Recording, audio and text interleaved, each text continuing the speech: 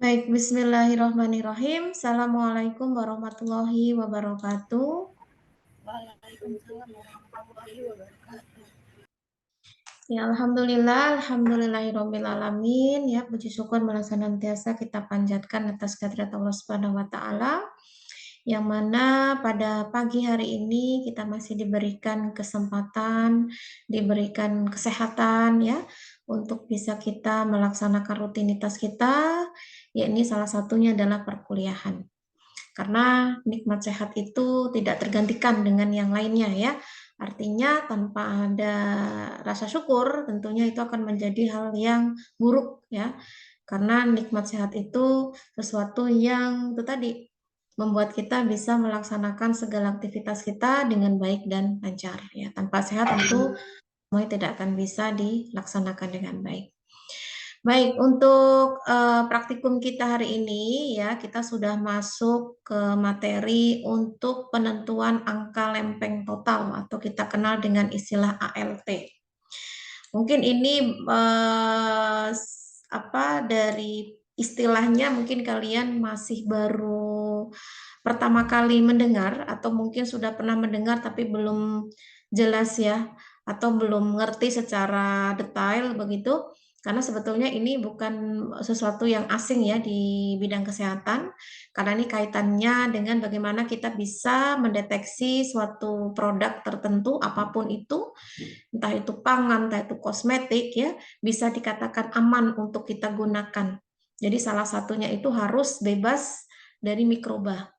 Nah, salah satu pengujian yang dapat dilakukan itu adalah penentuan angka lempeng total. Jadi kita pengen tahu seberapa banyak sih mikroba yang ada di dalam bahan tersebut yang harusnya sih tidak memenuhi ini ya, maksudnya tidak melebihi batas begitu ya. Kalau memang ingin benar-benar steril, kalau selama produk itu bukan sesuatu yang sifatnya steril akan susah ya. Tapi paling tidak meskipun ada mikrobanya, tetapi masih dalam batas aman. Artinya tubuh itu dapat menangkalnya dengan baik ya dan tidak berlebihan. Karena sesuatu yang berlebihan apalagi itu mikroba begitu ya, terlebih yang bersifat patogen itu bisa membahayakan tubuh manusia. Terlebih lagi kalau itu dikonsumsi. Jadi harus mematuhi ketetapan-ketetapan yang sudah ditentukan ya. Dalam hal ini badan di Indonesia ya yang mengatur itu semua adalah BPOM ya. Jadi kalau kita tidak mengacu BPOM tentu akan sulit ya untuk bisa diterima di masyarakat karena itu sudah menjadi syarat wajib atau syarat izin edarnya seperti apa ya. Jadi kalau kalian punya produk sekiranya produk itu mau diperjualbelikan ya harus ada izin edar BPOM gitu ya. Jadi salah satunya pengujian yang harus dilakukan adalah pengujian angka lempeng total. Kenapa dikatakan angka? Karena nanti kita memunculkan angka yang akan kita bandingkan dengan standar ya, memenuhi atau tidak. Artinya melebihi batas atau tidak, begitu ya. Lempeng, kenapa dikatakan lempeng? Karena di sini kita menggunakan metode flat ya. Metode flat yang itu membutuhkan alat cawan Petri. Jadi cawan Petri yang berisi media. Jadi kita ingin menumbuhkan seperti menumbuhkan bakteri seperti pada praktikum sebelumnya ya. Tapi dalam hal ini kalau sebelumnya itu kita mengharapkan si bakteri itu tumbuh ya, tapi kalau ini sebetulnya kita mengharapkan tidak tumbuh sama sekali ya. Kenapa? Karena kalau sampai tumbuh berarti bahan itu ada mikrobanya. Tapi kalau tidak tumbuh ya berarti steril, aman ya. Nah, dalam hal ini ada beberapa tahap yang perlu dilakukan ya. Meskipun kalian tidak secara langsung melakukan ini semua karena kembali lagi semua ini memerlukan fasilitas yang lengkap ya, laboratorium yang lengkap, yang safety, yang steril, tapi dalam hal ini memang kita belum bisa ya menyelenggarakan secara langsung praktikum untuk penentuan angka lempeng total di lab kita. Jadi paling tidak kalian tahu bagaimana sih prosesnya begitu ya. Jadi ada gambaran. Jadi tidak sama sekali tidak tahu begitu. Karena seorang farmasi meskipun next-nya tidak begitu banyak ya bersentuhan dengan analisis seperti ini, tapi paling tidak tahu ya cara-caranya seperti apa dan membacanya seperti apa begitu. Karena bisa menjadi modal ya bagi kita untuk mengedukasi baik diri sendiri maupun orang lain ya. Karena dengan begitu kita akan lebih mudah ya untuk memberikan nilai-nilai positif ya. Karena kalau sampai tidak paham itu tadi banyak masyarakat kita yang akan tersesat ya. Terutama dengan produk-produk yang tidak memenuhi syarat BPOM itu tadi, salah satunya mikroba ya, karena mikroba bagaimanapun itu tidak baik ketika dimasukkan atau digunakan oleh tubuh manusia. Kecuali kalau memang mikroba itu punya peran bisa dimanfaatkan lagi begitu ya.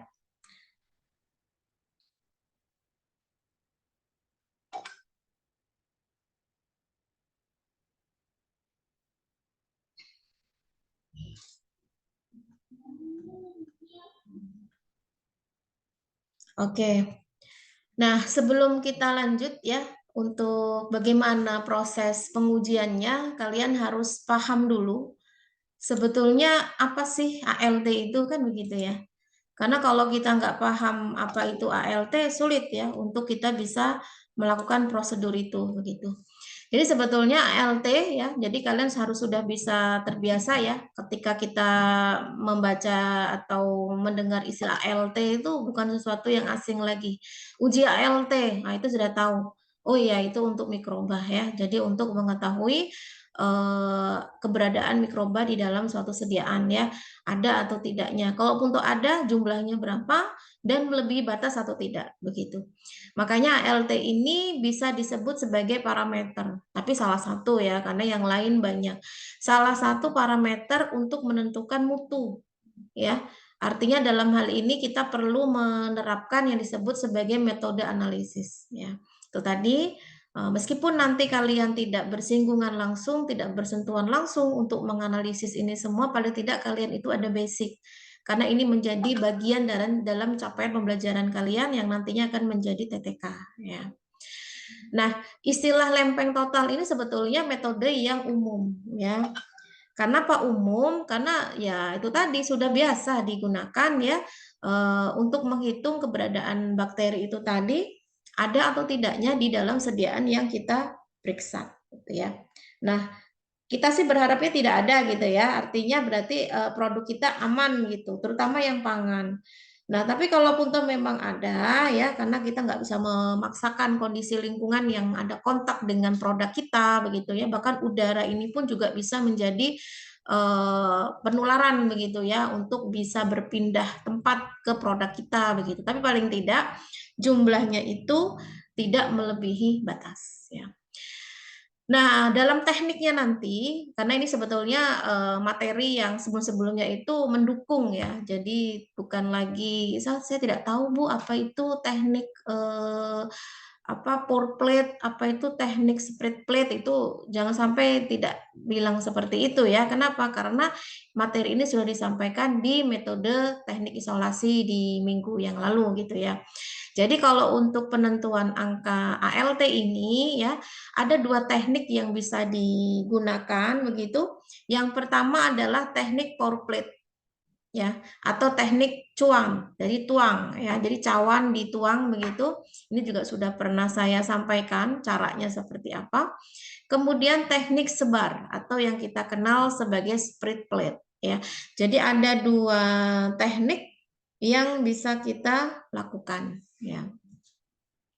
Nah, ini hanya covernya saja, nanti filenya saya kasihkan kepada kalian, di mana acuan yang dapat kita bandingkan nantinya dengan hasil yang kita peroleh saat pemeriksaan, itu sudah ada peraturan yang jelas ya, di mana peraturan ini ditetapkan oleh BPOM ya, Badan Pengawas Obat dan Makanan begitu, dan ini diatur di nomor 13 ya tahun 2019 tentang batas maksimal cemaran mikroba dalam pangan olahan. Ini yang disampaikan pangan olahan ya, nanti beda lagi kalau itu kosmetik, kalau itu yang lain-lain. Karena dalam hal ini video yang akan disampaikan ini adalah salah satu bentuk pangan olahan ya. Jadi kalau mau melakukan pemeriksaan yang sampelnya kosmetik yang harus mencari peraturan yang khusus berkenaan dengan kosmetik gitu ya kan, di sini nggak ada, di sini khusus untuk pangan olahan. Jadi ada istilah batas maksimal, itu tadi batas maksimal jangan sampai itu melebihi batas ya. Artinya kalau memang maksimalnya sudah ditentukan, bagaimanapun hasil yang kita periksa itu tadi kalau memang melebihi batas ya tidak layak untuk dikonsumsi, tidak layak untuk diedarkan ya.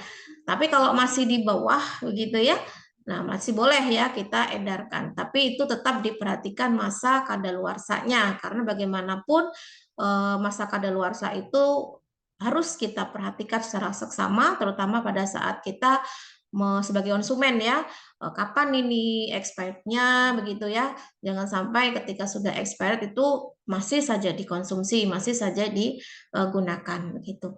Kalaupun memang ada yang bilang saya pernah Bu makan makanan yang sudah expired tapi sehat-sehat aja tuh, ya itu masih dalam kondisi beruntung begitu ya. Kenapa? Karena dalam hal ini imun kita masih oke ya. Tapi kalau imun kita sudah tidak oke, slip dikit ya itu bisa menyebabkan sakit. Ya meskipun banyak industri yang membuat tanggal untuk kadaluarsanya itu tidak mepet-mepet banget gitu ya. Besok busuk sekarang baru di ini enggak, biasanya pun setelah tanggal expired itu masih ada tanggal yang dia sebenarnya masih aman ya, tapi itu tadi jangan gambling karena kita nggak tahu pertumbuhan mikroba itu kan di luar kemampuan mata kita untuk melihat ya. Dari penampilan awal kayaknya kok masih cantik begitu ya, masih bagus, masih bersih gitu. Tapi ternyata di dalamnya itu sudah banyak sel-sel jamur, sel-sel bakteri yang kita tanpa sadari kita konsumsi. Jadi amannya adalah tetap mengikuti tanggal expired yang ditetapkan begitu ya. Oke, kita masuk ke tujuan praktikum. Jadi tujuan praktikum di sini untuk menghitung jumlah, yaitu tadi ya, angka tadi itu, jumlah mikroba. Nah, karena mikroba yang akan kita amati ini sifatnya adalah aeromesofil. Kenapa dikatakan aeromesofil? Karena aerob itu berarti dia butuh oksigen. Berarti sifatnya dia memang tipe-tipe bakteri yang membutuhkan aliran oksigen ya, yang kemudian ditumbuhkan di media ya, bisa tumbuh di permukaan atas atau di tengah-tengahnya. Ya, nanti tergantung dari karakteristik mikroba tersebut, tapi tetap semua itu masih bisa dihitung atau masih bisa kita lihat ya.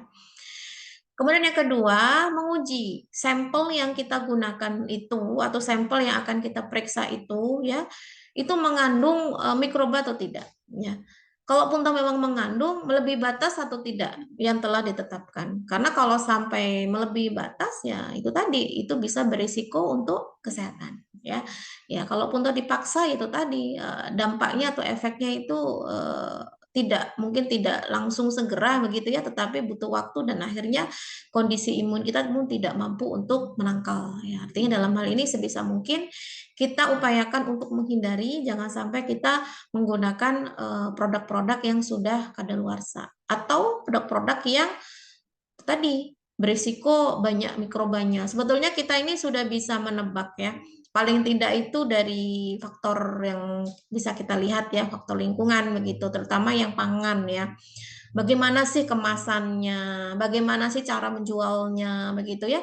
Kalau penjualannya terbuka, di pinggir jalan besar, tidak ditutup, banyak lalat ya, sebetulnya tanpa pemeriksaan mikroba pun ya sudah bisa kita prediksi gitu ya, kalau memang itu sudah tidak sehat itu. Artinya akan beresiko gitu ya, tidak hanya mikroba tetapi bahan-bahan polusi ya yang itu bisa menempel di produk makanan kita. Makanya perhatikan betul sebelum kita membeli produk pangan olahan gitu ya, packagingnya bagaimana. Apakah dia tertutup rapi atau tidak, rapat atau tidak, atau malah terbuka begitu ya. Bu, bagaimana kalau itu gorengan gitu ya? Sebetulnya kan gorengan ini kan penjualnya kan sudah ada safety ya, ditutup, tidak dibuka begitu saja yang mungkin hewan-hewan juga bisa menginggapi ya, lalat atau apapun itu ya. Karena itu bisa berisiko untuk si bakteri itu atau si jamur itu bisa berkembang biak di situ ya. Oke, nah sekarang saya akan menjelaskan prinsip dari praktikum ya. Tadi sudah dijelaskan untuk tujuan praktikumnya, sekarang prinsipnya. Karena dalam hal ini kita ingin mengamati ya pertumbuhan dari bakteri, atau kita akan mengkulturkan bakteri yang mungkin saja ada di dalam sediaan kita atau produk kita ya.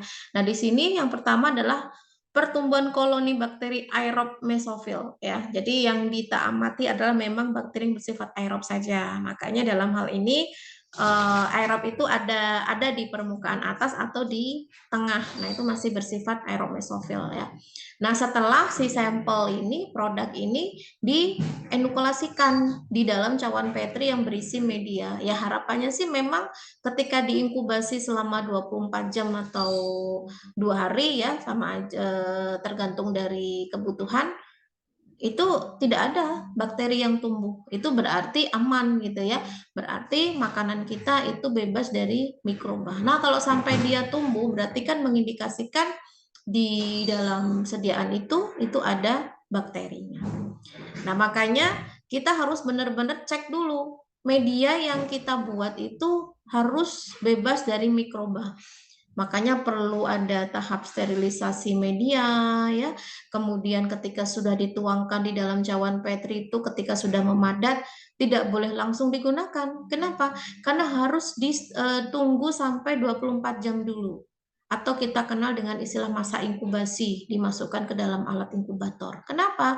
Karena dengan begitu kita bisa tahu si media yang kita buat itu ada kontaminasi atau tidak. Ya, kalau sampai tumbuh mikroba, berarti kan media kita ada sesuatu yang salah di situ ya. Ada kontaminasi bakteri dan itu tidak layak untuk digunakan.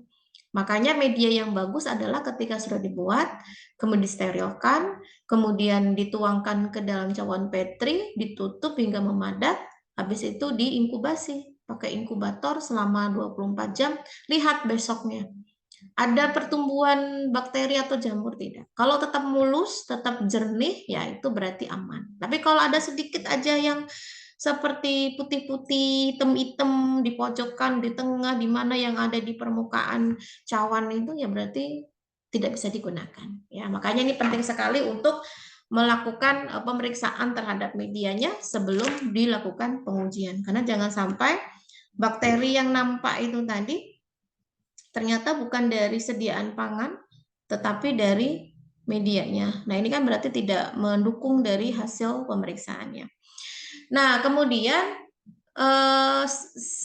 selanjutnya, ketika kita akan melakukan pengujian ya, itu tidak semua hasil pengujian itu kita gunakan ya untuk perhitungan karena ada koloni bakteri yang tidak bisa kita hitung sama sekali.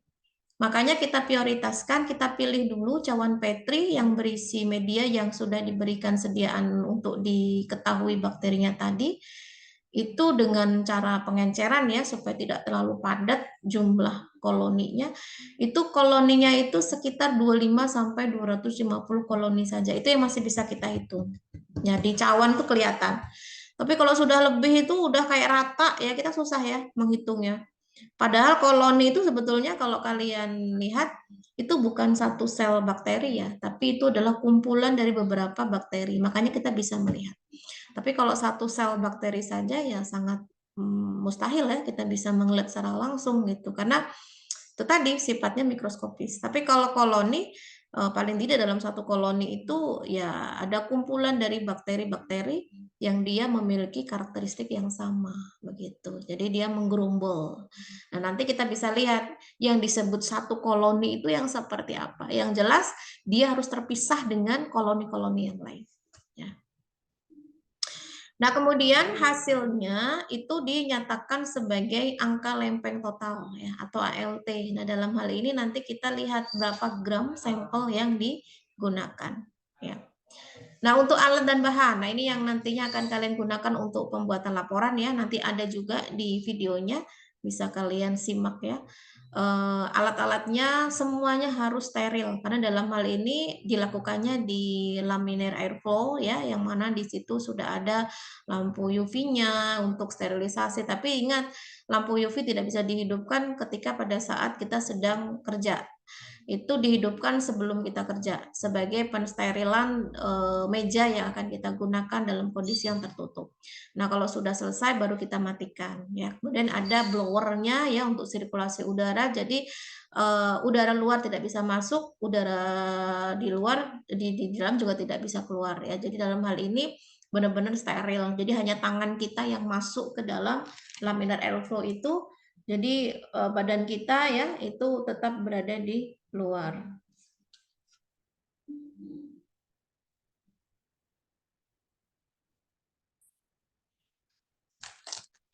Apa aja alatnya? Yang jelas yang pertama adalah tabung reaksi ya beserta dengan raknya, pipet ukur ya, Bunsen, Erlenmeyer, cawan Petri, spatula atau pengaduk ya, koloni counter. Nah, koloni counter itu apa? Nah, nanti bisa dilihat ya. Tapi ini kalau kalian sudah belajar pengenalan alat kemarin ya, itu sudah tahu paling tidak untuk apa sih koloni counter itu.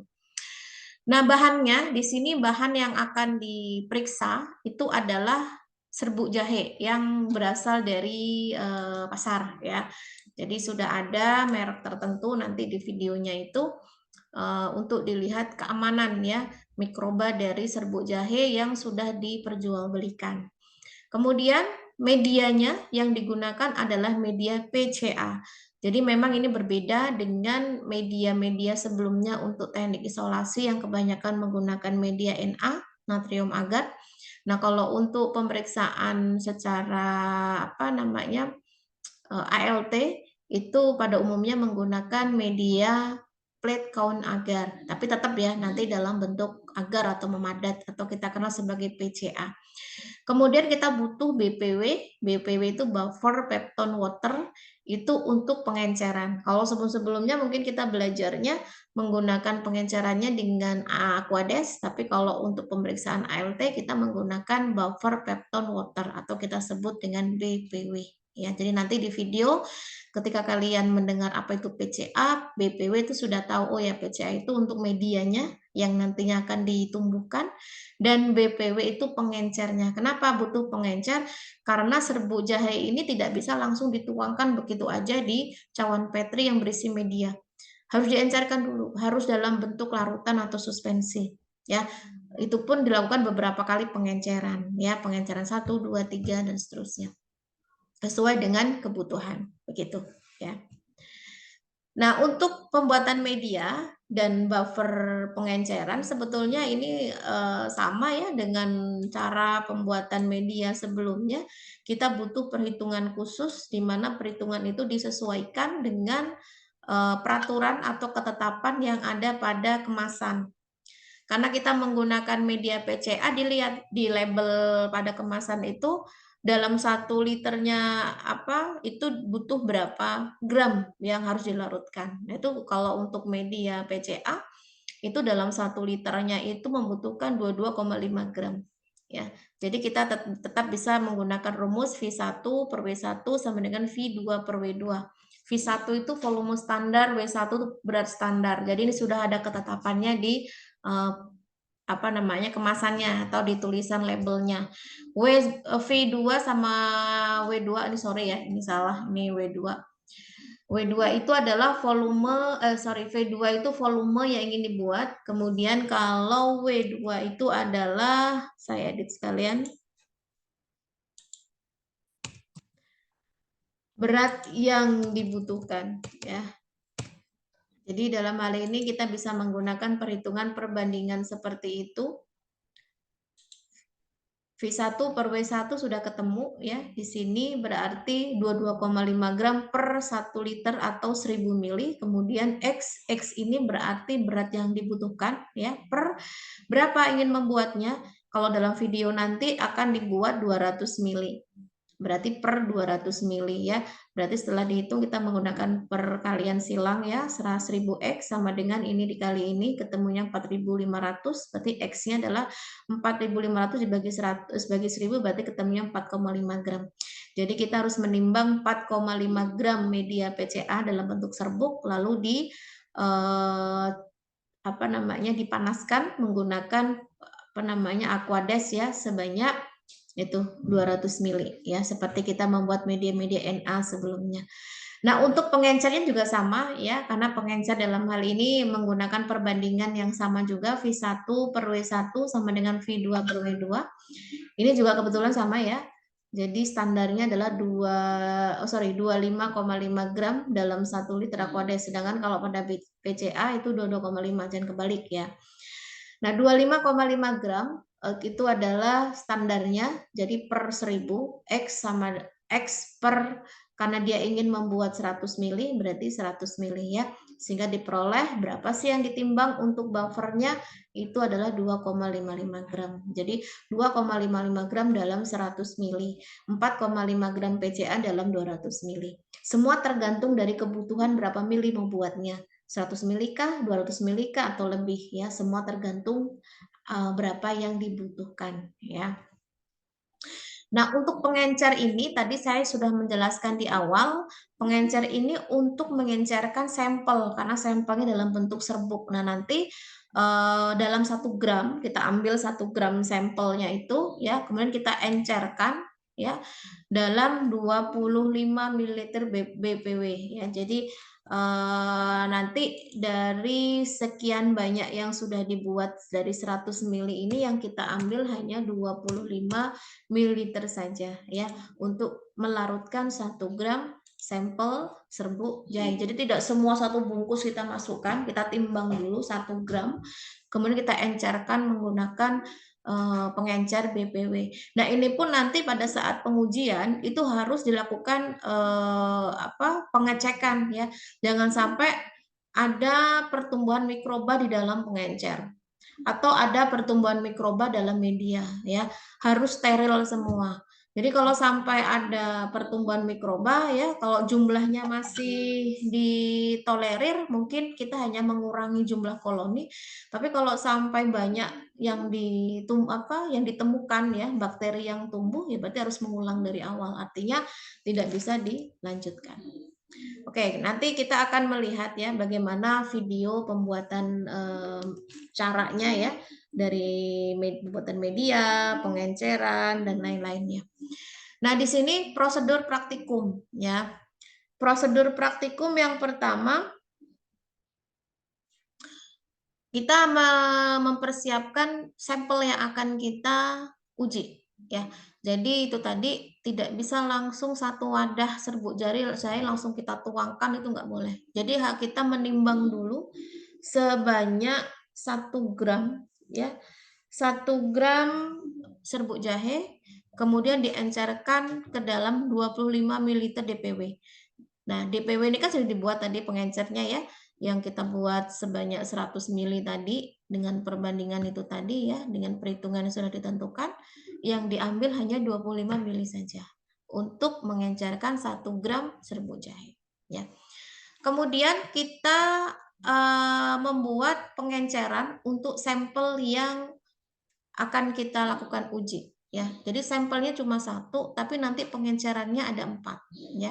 Ada 10 pangkat min 1, 10 pangkat min 2, 10 pangkat min 3, dan 10 pangkat min 4. Oleh karena kita siapkan dulu ada 4 tabung reaksi di sini ya, yang steril itu tadi, yang masing-masing sudah diisi 9 ml pengencer DPW.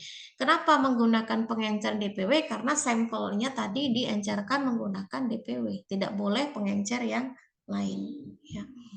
Nah, kemudian dari sampel yang sudah diencerkan di awal ya, di poin nomor 1 ini, itu nanti diambil 1 mili saja ya di larutan utamanya tadi, atau kita kenal sebagai larutan induk sampel jahe, kemudian dimasukkan ke dalam tabung yang berisi 9 mm yang sudah kita labeli 10 pangkat min 1. 1 ml dimasukkan ke dalam 9 mm untuk tabung yang pertama yang sudah ada labelnya 10 pangkat min 1. Nanti di video juga ada ya. Kocok ya, dihomogenkan sampai benar-benar dia bercampur gitu ya. Lalu kita buat untuk pengenceran yang kedua. Ini namanya pengenceran bertingkat. Nah, kalau untuk pengenceran kedua, kita tidak lagi mengambil dari yang 25 ml ini, tapi mengambil dari 10 pangkat min 1-nya. Sebanyak 1 ml. Lihat nomor 2 ya. pipet sebanyak 1 ml dari tabung pengenceran yang pertama. Diambil 1 ml, dimasukkan ke dalam tabung yang kedua yang sudah berisi 9 ml pengencer DPW ya, dan ada labelnya 10 pangkat min 2. Dan jangan lupa, semua perlakuan yang dilakukan itu harus ada labelnya agar tidak tertukar satu dengan yang lain. Ya. Namun dihomogenkan sampai bercampur, baru kita buat untuk pengenceran yang 10 pangkat min 3. Ini juga sama. Tidak lagi ngambil sini, tidak lagi ngambil tabung yang pertama, tetapi ngambil tabung yang kedua. Jadi dia step by step, ya, berurutan. Jadi kita ambil 1 ml ya dari 10 pangkat min 2 ini, tabung yang kedua dimasukkan ke dalam tabung yang ketiga yang sudah berisi 9 ml pengencer DPW. Kita kocok lagi, kita memungkinkan ya. Kemudian kita teruskan ke 10 pangkat min 4 ya. Jadi begitu pula dengan 10 pangkat min 4 diambil dari tabung sebelumnya, yakni 10 pangkat min 3 ini sebanyak 1 ml. Kemudian dituangkan ke dalam tabung yang keempat, sama dikocok lagi sampai homogen. Jadi ada 4 pengenceran yang kita gunakan. 10 pangkat min 1, 10 pangkat min 2, 10 pangkat min 3, dan 10 pangkat min 4. Nah, biasanya kalau untuk 10 pangkat min 1 ini tidak dihitung, ya. Kenapa? Ini sudah pasti jumlah koloninya banyak banget, tidak bisa diamati. Biasanya kita bisa langsung nanti untuk tabelnya itu menggunakan 10 pangkat min 2, 10 pangkat 3, sama 10 pangkat 4. Jadi ini nanti sekiranya ada yang koloni yang bisa kita hitung. Tuh ya. Jadi jangan lupa kalian harus bisa memahami bagaimana metode pengenceran. Pengenceran untuk sampel yang akan diuji. Maksudnya 10 pangkat min 1 itu apa? 10 pangkat min 2 itu apa? Bagaimana caranya gitu ya. Jadi jangan salah persepsi lagi, yang namanya pengenceran itu dia step by step. Jadi tidak lagi ngambil dari larutan induknya. Larutan induk ini hanya diambil ketika awal kali ya, makanya jumlahnya masih banyak. Sebenarnya pengenceran itu kan tujuan untuk mengurangi jumlah bakteri kan. Otomatis nanti jumlah 10 pangkat min 1 akan lebih banyak. Kemudian 10 pangkat min sedikit berkurang. Kemudian ini juga sedikit lagi berkurang, dan ini juga sedikit berkurang. Jadi kalau kita lihat nanti jumlah koloni yang tumbuh itu yang paling banyak itu berurutan dari 1, 2, 3, dan 4. Dan yang terakhir ini pasti jumlahnya lebih sedikit. Karena hasil dari pengenceran. Ya. Oke, nah sekarang kita akan melihat, bisa disimak ya, cara pembuatan pertama ya. Yang pertama ini cara pembuatan media dan pengencerannya seperti apa ya. Silakan disimak baik-baik supaya kalian paham ya, karena sesuatu yang disimaknya terpotong-potong saya yakin akan sulit untuk dipahami. Tapi kalau fokus, kalau disimak satu persatu itu bisa dipahami. Oke, bisa dimengerti ya. Saya mulai untuk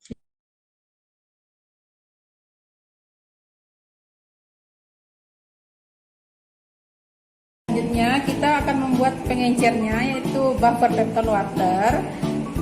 Sesuai perhitungan tadi, kita timbang sebanyak 2,55 gram, dilarutkan dalam 100 ml air ya. Nah, jadi seperti ini jadinya ya. Selanjutnya kita akan membuat medianya dari flat count agar ya, ditimbang sebanyak 4,5 gram, dilarutkan dalam air 200 ml.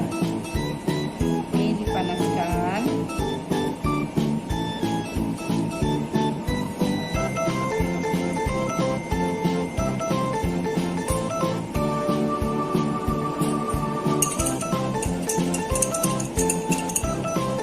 Hingga mendidih, hingga dia terlarut semuanya ya.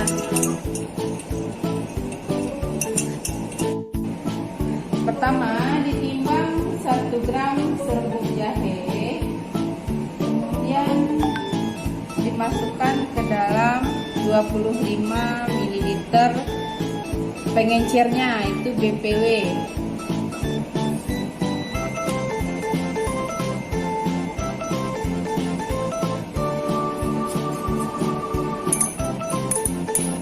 Aduk sampai dia terlarut semuanya ya.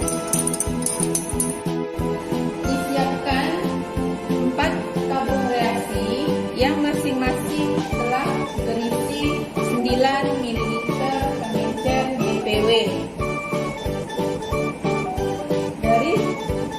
induk ini kita akan buat pengenceran 10, min 1, min 2, min 3, dan min 4. Caranya, tabung reaksi tadi sudah berisi 9 ml BPW ya. Kita pipet 1 ml larutan induk dari sambal jahe kita tadi sebanyak 1 ml. Kemudian kita masukkan ke dalam tabung reaksi 10 pangkat min 1.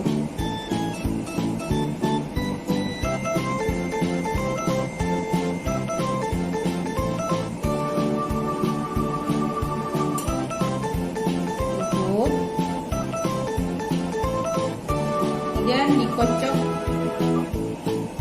homogen.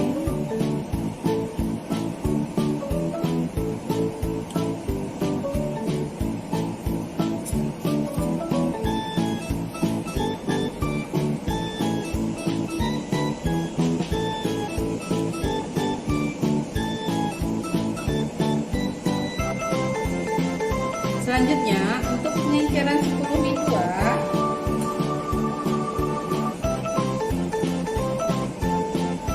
kita pipet 1 ml dari 10 min 1 ini.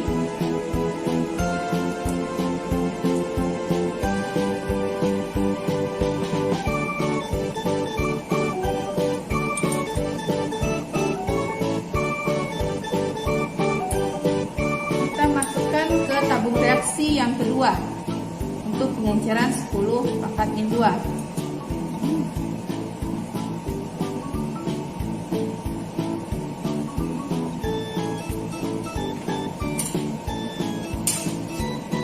Kita tutup dan dihomogenkan.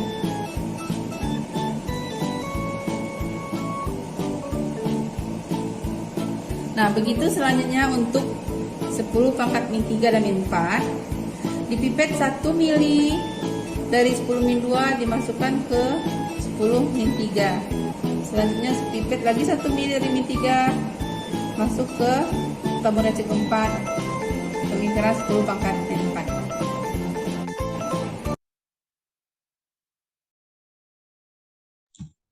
Oke, itu ya bagaimana cara untuk membuat pengecaran untuk BPW dan pembuatan media ya. Jadi setelah semua itu disiapkan, baru kita lanjut ke prosedur berikutnya.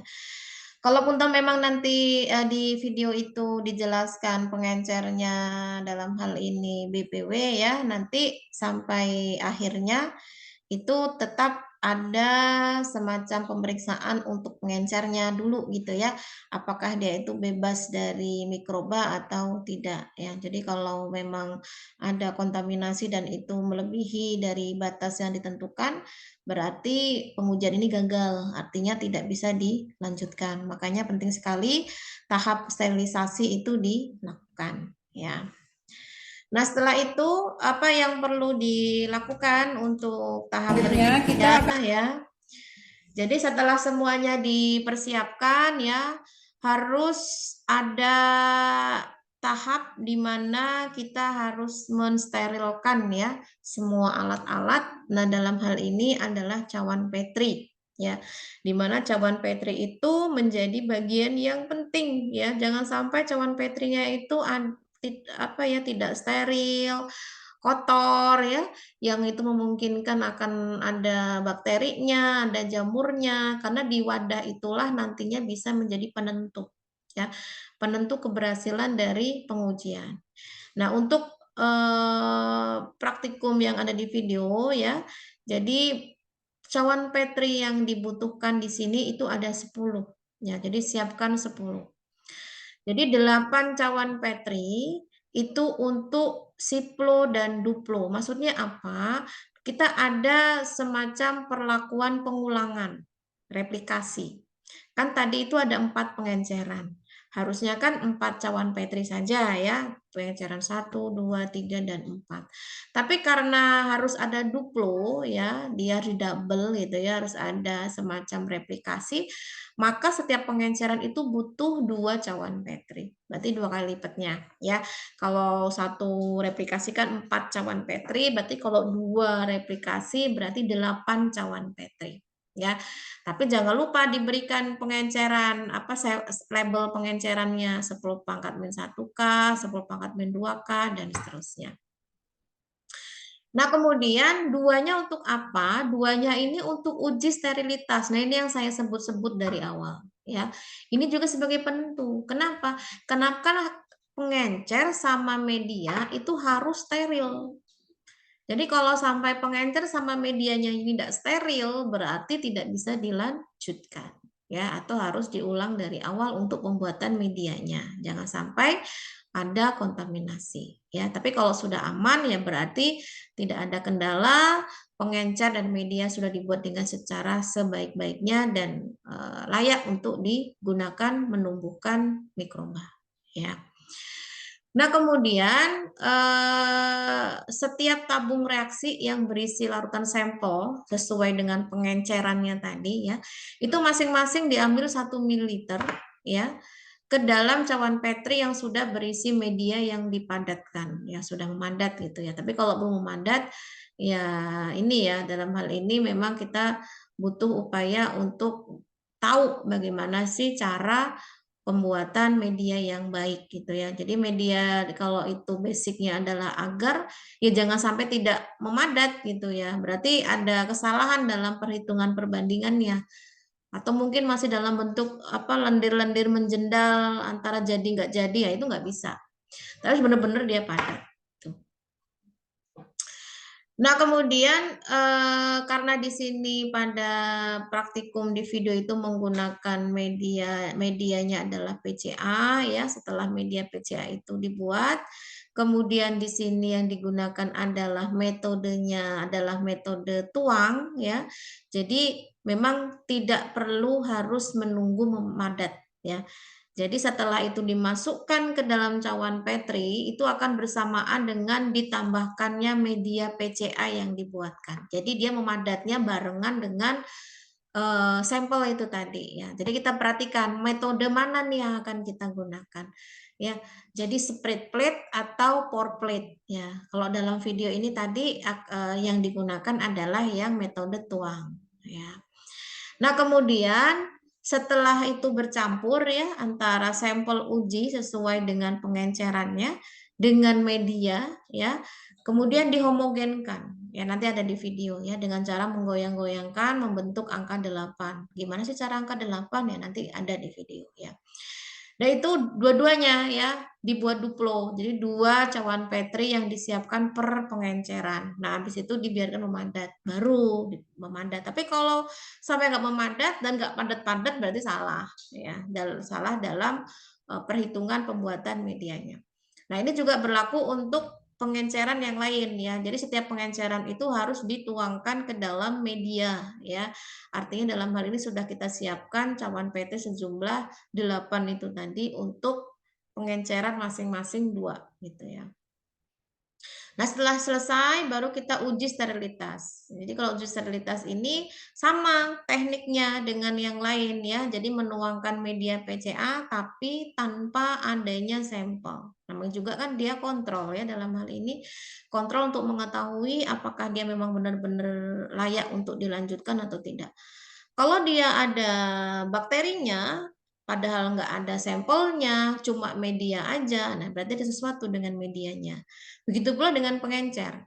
Kalau pengencer ini ada bakterinya, tanpa adanya tambahan apa-apa, berarti pengencernya yang bermasalah. Ya, tapi kalau semuanya aman ya berarti baik ya, hasilnya sesuai yang diinginkan. Nah, setelah 10 cawan Petri beres ya, ditutuplah pakai tutupnya kan cawan Petri itu ada tutupnya ya. Kemudian diinkubasi ya dengan alat inkubator ya selama 24 atau sampai 48 jam ya 1 sampai 2 hari ya. Jadi dalam hal ini memang kita perlu memperhatikan syarat tumbuh optimum dari bakteri ya.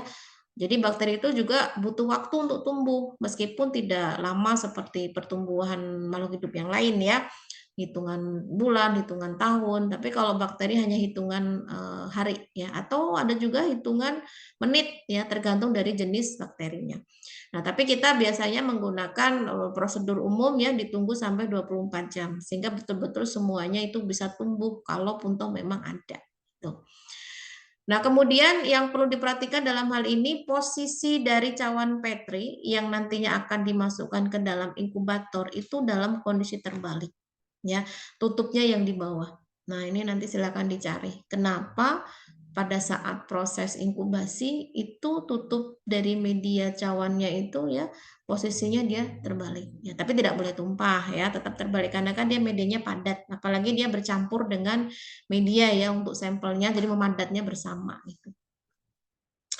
Oke, sekarang kita lihat ya untuk videonya bagaimana selanjutnya untuk proses penuangan sampel uji dari berbagai pengenceran begitu ya untuk diletakkan di dalam cawan Petri. Begitu pula dengan sterilitas untuk pengencer dan media. Ya, silakan untuk disimak. Nah, selanjutnya kita siapkan cawan Petri sebanyak 10 buah. Untuk pengenceran, masing-masing pengenceran dibuat duplo ya.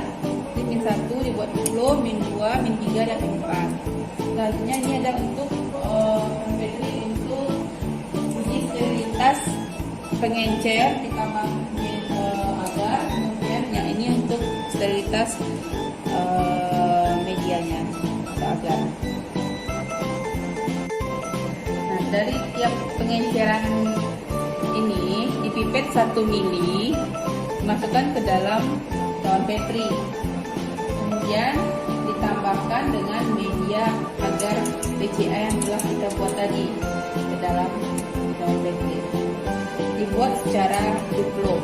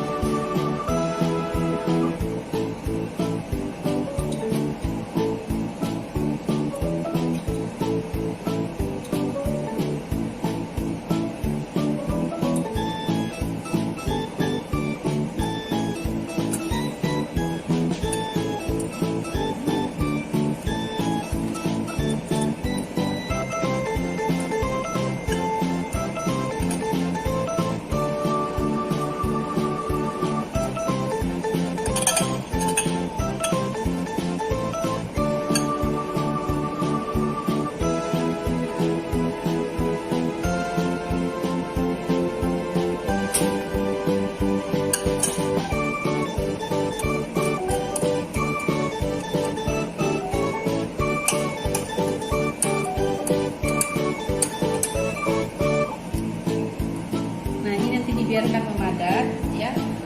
Begitu selanjutnya dengan pengenceran 10 min 2, min 3 dan min 4. Nah, selanjutnya ini untuk uji sterilitas media dengan cara menuangkan media tadi ke dalam cawan Petri.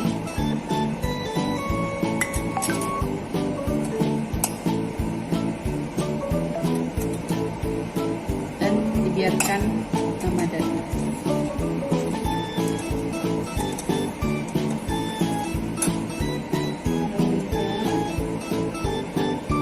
Sterilitas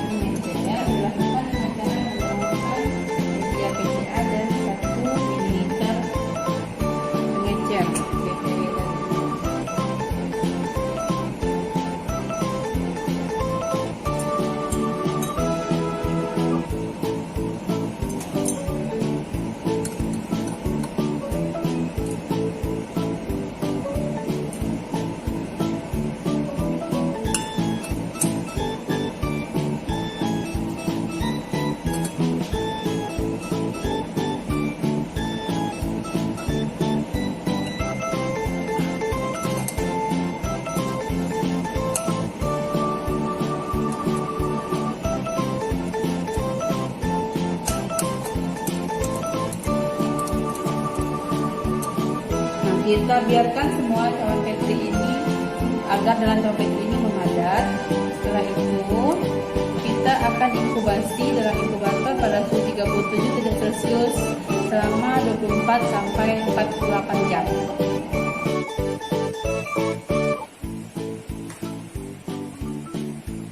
Oke, selanjutnya kita simpan dalam inkubator pada suhu 37 derajat Celcius selama 24 sampai 48 jam dengan posisi petrinya terbalik, ya. Bawa aja balik.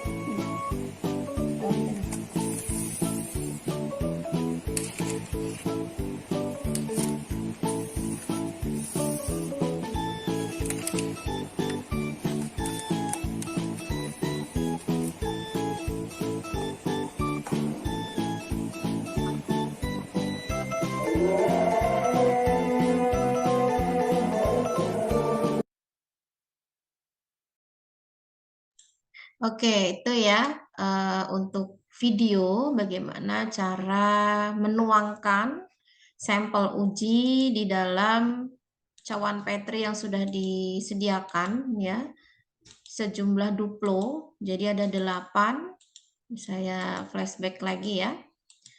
Ada 8 ya, 1, 2, 3, 4. Ini adalah replikasinya ya dari setiap pengenceran. Jadi 10 pangkat min 1 itu ada 2. 10 pangkat min 2 juga ada 2 dan seterusnya sampai 10 pangkat min 4. Jadi totalnya ada 8. Nah, kemudian setelah setiap pengenceran itu dimasukkan masing-masing 1 ml ke dalam cawan Petri ya. Kemudian diberikan media PCA. Ingat, ini tidak harus menunggu media padat dulu baru diberikan sampel, tapi barengan gitu ya. Jadi dalam satu waktu sehingga posisinya dia menyatu ya. Jadi menggunakan metode tuang. Sehingga memadatnya juga barengan begitu. Nah, kemudian untuk sterilitas itu juga diterapkan hanya pada media dan pengencer saja, tidak diberikan apa-apa ya. Jadi memang ingin mengetahui apakah media sama pengencernya itu sudah aman atau tidak. Nah, setelah selesai ya, kemudian jangan lupa sebetulnya semua apapun aktivitas yang kita lakukan di meja LAF ya, itu kita perhatikan yang masuk ke dalam meja LAF itu hanya kedua tangannya saja. Itu pun harus menggunakan handscone ya. Kemudian tetap harus ada api Bunsen yang tetap menyala. Ini harus tetap menyala walaupun nggak digunakan. Kenapa? Karena setiap kegiatan untuk memindahkan apapun itu, larutan, sampel, atau apapun itu harus didekatkan dengan si api Bunsen supaya dalam kondisi yang aseptis. Nah, setelah dibuka, ditutup, itu nanti mulut tabung atau mulut cawan Petria itu dibakar, tapi tidak sampai pecah ya, tidak sampai gosong gitu ya. Cukup dilewatkan saja dengan api Bunsen ya, keliling sesuai dengan ukuran mulut tabungnya atau mulut cawan Petrinya. Begitu seterusnya. Jadi harus dalam kondisi yang aseptis gitu ya. Nah, setelah itu semuanya selesai, itu biasanya nanti cawan-cawan ini itu akan dibungkus ya menggunakan kertas ya. Dijadikan satu biasanya, tapi tetap harus ada label. Makanya label itu harus sesuai, jangan sampai nanti salah atau tidak ada labelnya nanti tertukar ya. Bagaimana cara kita menghitungnya? Pengenceran keberapanya kan harus jelas. Nah, setelah itu dimasukkan ke dalam alat inkubator. Nah, ini adalah alat inkubator. Alat inkubator ini adalah alat yang memang bisa disetting berapa suhu yang diinginkan dan itu stabil ya, tidak berubah-berubah. Kita kembalikan ke karakteristik dari bakteri. Jadi bakteri itu secara umum pertumbuhan optimumnya itu di suhu 37 derajat Celcius. Jadi di alat ini sudah disetting suhu tersebut selama 24 jam atau 48 jam, tergantung dari kebutuhan waktu yang kita tetapkan. Batas minimalnya memang 24 jam. Kalau mau dilihat secara keseluruhannya lagi yang 48 jam, ya 2 hari itu. Dengan suhu 37 derajat Celcius. Jadi kita pengen tahu dari media yang sudah berisi sampel tadi itu ada bakteri atau tidak, tumbuh koloni atau tidak, itu setelah dimasukkan ke dalam alat inkubator. Baru kita melakukan perhitungan untuk koloni yang ada gitu ya. Nah, itu tadi jangan lupa ketika sudah dibungkus meletakkannya itu dalam kondisi cawan PT terbalik. Silakan dicari apa alasannya. Kenapa mesti harus terbalik gitu ya. Oke, sekarang untuk perhitungan koloni. Biasanya perhitungan koloni ini kita menggunakan alat bantu yang disebut sebagai koloni counter. Jadi koloni counter itu alat yang didesain ya menggunakan alat pembesar. Nanti setelah ini akan ada penjelasan terkait itu untuk menghitung koloni-koloni yang ada di dalam cawan. Kita kalau menghitung manual bisa nggak Bu? Ya bisa. Mungkin nanti mulut kita yang capek ya. 1, 2, 3, 4, 5, 6. Nah, giliran nanti ada yang lewat atau ada yang ngajakin ngobrol, bubar semua yang kita hitung tadi. Padahal hitungannya sudah sampai 100, ngulang lagi dari awal. Tapi kalau pakai koloni kontes sebetulnya juga masih manual, tapi manualnya tercatat.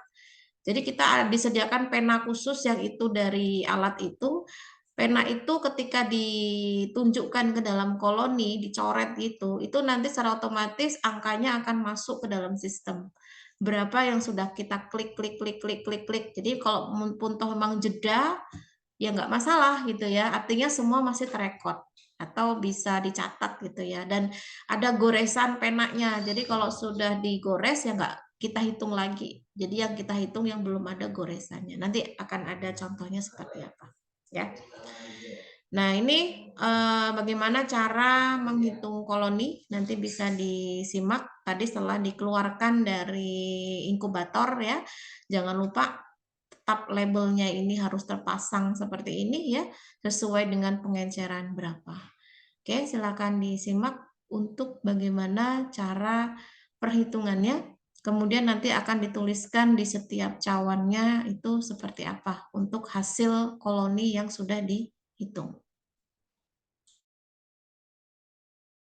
Adalah hasil bakteri yang telah diinkubasi selama 48 jam dalam inkubator.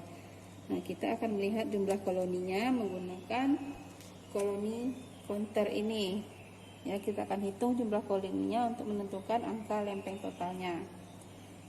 Kita mulai dari 10 maka min 1.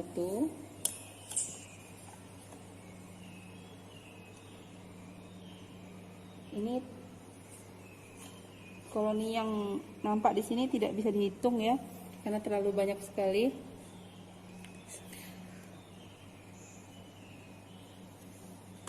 Kita lihat yang duplonya. Begitu juga dengan yang duplo. Jadi ini seperti itu.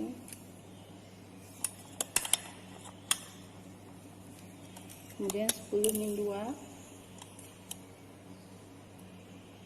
sama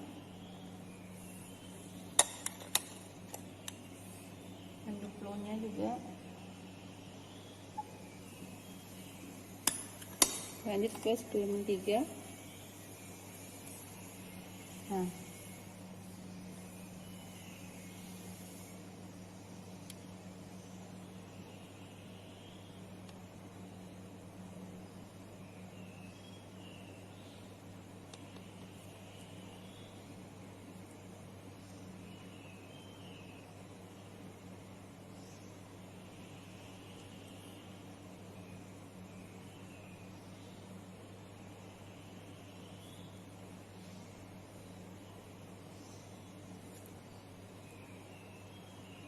ini jumlahnya kurang lebih ada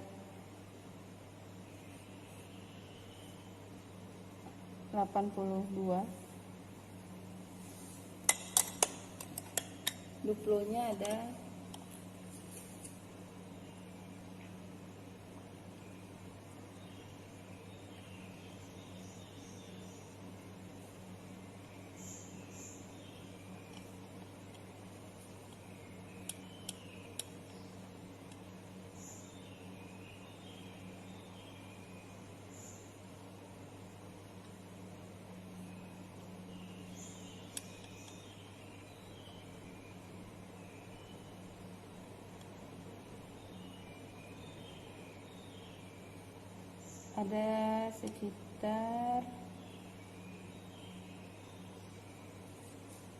76.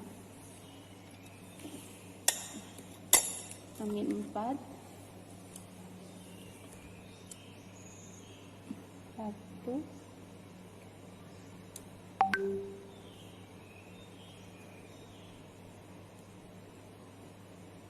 dan 10.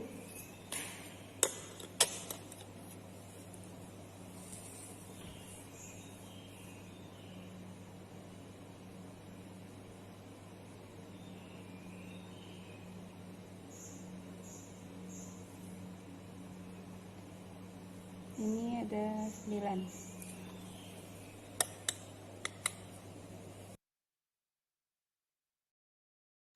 Oke, setelah dikeluarkan dari inkubator tadi, itu caranya ya, dihitung koloninya. Ya, kalau memang tidak ada alat koloni counter ya manual bisa, tapi memang harus hati-hati ya, karena jangan sampai ada koloni yang tidak terhitung atau ada koloni yang sudah dihitung tapi dihitung kembali ya. Nah, setelah ini saya akan menjelaskan ya bagaimana sih cara membaca koloni ya. Biar kalian paham gitu ya, karena tentunya butuh keahlian atau keterampilan dalam membedakan mana koloni yang bisa dihitung dan mana yang tidak. Nah, ini hasil dari praktikum menurut video tadi. Jadi ini yang nantinya akan dihitung berapa ALT-nya, yang itu nanti akan kalian tuliskan di laporan ya. Untuk pengenceran 10 pangkat min 1, duplonya ya, untuk yang replikasi satunya itu TBUD ya. TBUD itu maksudnya apa? Tidak bisa dihitung. Ya, artinya terlalu banyak ya. Jadi tidak bisa dihitung itu berarti melebihi dari 300 atau 250 koloni. Kemudian yang kedua juga tidak bisa dihitung ya. Makanya biasanya 10 pangkat min 1 itu tidak disertakan biasanya. Karena memang tidak bisa dihitung. Nah, kalau yang 10 pangkat min 2 tergantung dari kondisi sampel. Ternyata kalau pada video tadi 10 pangkat min 2-nya itu juga tidak bisa dihitung. Jadi dua-duanya itu terlalu banyak. Sedangkan 10 pangkat min 3 itu totalnya dari 82 yang pertama, yang kedua 76 ya koloninya. Sedangkan yang 10 pangkat min 4 untuk yang pertama adalah 10 koloni, yang kedua 9 koloni. Nah, dari hasil ini silahkan dibuat perhitungan ALT ya. ALT-nya berapa sih? Kemudian dibandingkan ya, dibandingkan dengan standar yang ada pada peraturan. Ya, nanti akan saya sharekan ya filenya. Nah, sebelum saya melanjut untuk penjelasan pembacaan koloni, di sini saya akan menjelaskan dulu ya berkenaan dengan bagaimana cara membahas untuk praktikumnya. Acuan praktikumnya adalah tetap video ya. Video itu yang menjadi acuan kalian dalam melaksanakan praktikum. Jadi yang jelas pertama untuk pembahasan, kalau untuk yang sebelum-sebelumnya itu sesuai dengan format ya, nanti formatnya akan saya berikan. Untuk pembahasan ya, sampaikan tujuan praktikumnya apa, kemudian uraikan ya persiapannya dari awal sampai akhir itu ngapain aja sesuai dengan video tadi. Kemudian penjelasan khususnya berkenaan dengan ALT ya. Itu pun juga dari video tadi ya. ALT itu apa? Tujuan penentuan ALT itu apa? Prinsipnya bagaimana ya? Ini sudah saya jelaskan juga di awal. Kemudian jelaskan bagaimana prosedurnya secara rincinya. Kemudian dijelaskan juga masing-masing prosedur itu alasannya apa itu dilakukan. Misalkan sterilisasi cawan Petri dan alat-alat lain, tujuannya untuk apa gitu ya. Kemudian penggunaan media PCA, kenapa harus PCA bukan yang lain. Kemudian sampel harus diencerkan, kenapa harus diencerkan, kenapa harus menggunakan BPW sebagai pengencernya. Nah, itu harus kalian jelaskan juga di pembahasan. Kemudian fungsi dari uji sterilitas itu apa untuk media sama pengencernya tadi. Nah, itu sebagai kontrol ya. Artinya kalau sampai media sama pengencernya itu ada mikroba ya berarti bisa diperhitungkan ya jumlah koloninya berapa. Kalau melebihi batas ya berarti diulang dari awal. Kemudian bagaimana cara membaca koloni yang terbentuk? Nah, ini nanti akan saya jelaskan setelah ini ya, biar kalian ada pengetahuan ya, bagaimana sih cara membaca koloni gitu. Kalau tadi itu kan di video kita nggak ditampilkan ngelihatnya gimana sih gitu ya, karena susah juga mencari video yang sesuai gitu ya. Tapi paling tidak nanti kalian saya jelaskan secara materinya gitu. Kemudian bagaimana cara menghitung koloni yang terbentuk di setiap cawan berdasarkan hasil praktikum. Ini juga relate dengan yang sebelumnya ya, bagaimana cara membaca, kemudian cara menghitungnya gitu. Ini ada rumusnya, nanti rumusnya juga saya jelaskan setelah ini. Nah, hasil perhitungannya setelah kalian masukkan ke dalam rumus begitu, nanti kalian lihat di peraturan yang di BPOM itu, cari sampel serbuk dari jahe ini masuk ke dalam bagian apa, jenis makanan apa, atau jenis minuman apa. Nah, di situ nanti akan ada batas maksimal mikrobanya. Nah, angka yang diperoleh itu melebihi batas atau tidak? Kalau melebihi batas, berarti kesimpulannya tidak layak untuk dikonsumsi atau tidak layak untuk diedarkan. Tapi kalau masih dalam parameternya ya di bawah apa batas maksimal ya berarti masih bisa dikonsumsi. Bandingkan ya. Jadi kita berbicaranya itu berdasarkan data gitu ya. Data kita dibandingkan dengan peraturan itu sesuai dengan standar atau tidak ya. Nah, itu untuk apa namanya pembahasannya nanti kurang lebihnya seperti itu. Lebihnya lebih bagus, kurangnya jangan ya. Artinya apa yang sudah tertera di poin-poinnya itu jangan sampai tidak dijelaskan begitu ya. Karena dalam hal ini itu menjadi poin dalam penilaian untuk laporan praktikum. Oke, sampai saya ditanyakan dulu sebelum saya menjelaskan terkait dengan bagaimana sih cara pembacaan dan perhitungan koloni yang kita amati.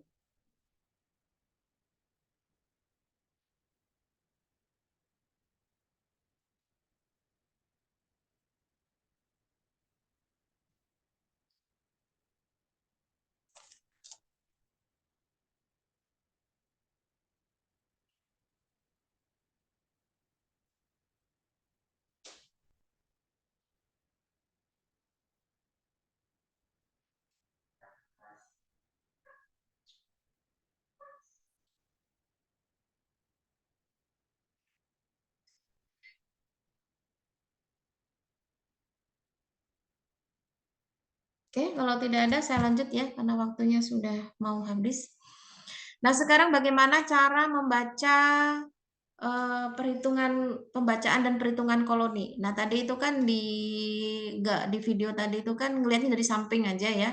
Oh, ini alat koloninya, koloni counternya. Oh, ini loopnya, pembesarnya. Dan ini nanti ada cahaya lampu untuk meletakkan si cawan Petri kita yang sudah ditumbuhi oleh mikroba.